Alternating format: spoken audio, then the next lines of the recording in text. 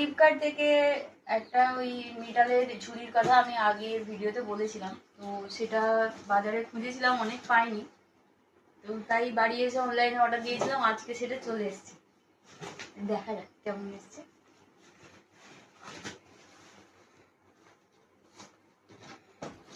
ব্যবসাটা পুরোপুরি প্রায় অবস্থা খারাপ, ছিঁড়েই দিচ্ছি আর।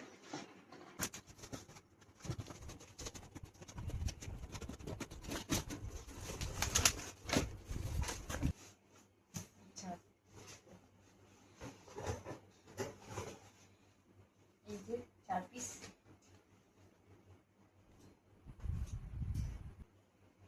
একটার সাথে আরেকটা জুড়ে গেছে।